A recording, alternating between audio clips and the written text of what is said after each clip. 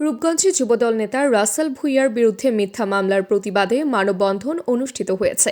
১৯ November দুপুরে তারাবো পৌরসভার তারাবো বাজার এলাকায় এলাকাবাসী ও স্থানীয় বিএনপি অঙ্গ সংগঠনের কয়েক শত নেতাকর্মী এই কর্মসূচিতে অংশ নেন।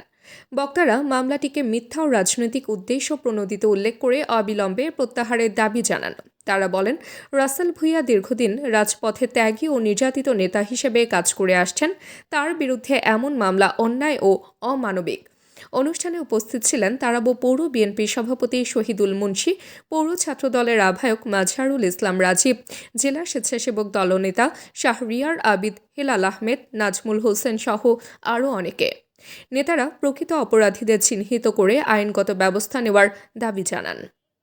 যুবদল নেতা মোহাম্মদ রাসেল ভূঁইয়া দীর্ঘদিন রাজপথের ত্যাগী নেতা। উনি আমার সাথে বিগত দিনে জাতীয় ২০২৪ ফ্যাসিস্ট সরকার আমলে যে নির্বাচন, এই নির্বাচনের সময় আমার সাথে একসাথে ৫৭-১০ মামলা, ২টা মামলায় আমার সাথে একসাথে উনি ৪০ দিন কারাভোগে ছিল এবং উনি খুবই নির্যাতিত এবং ত্যাগী নেতা আমাদের তারা ওয়ার্ডে।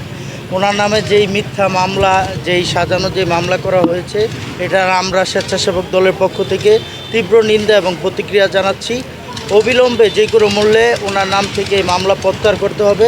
এখানে আমাদের যুব দলের একজন সক্রিয় কর্মী জনাব রাসেল ভূঁইয়া, উনি বিগত সময়ে আন্দোলন সংগ্রামে রাজপথে ছিলেন।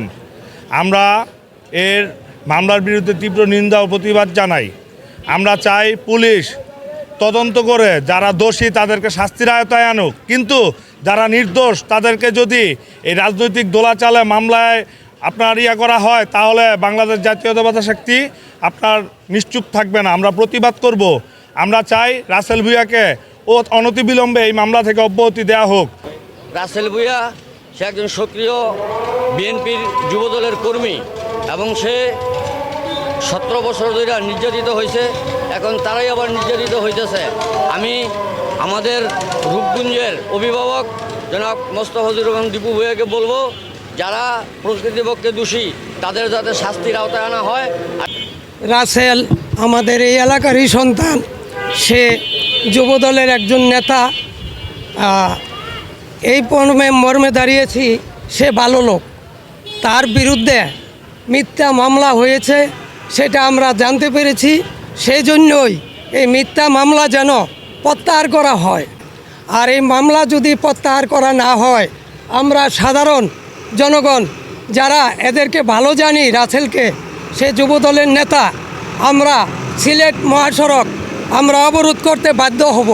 তাবাসসুম হক আনিকা, দৈনিক আজকের বাংলা। দৈনিক আজকের বাংলা .net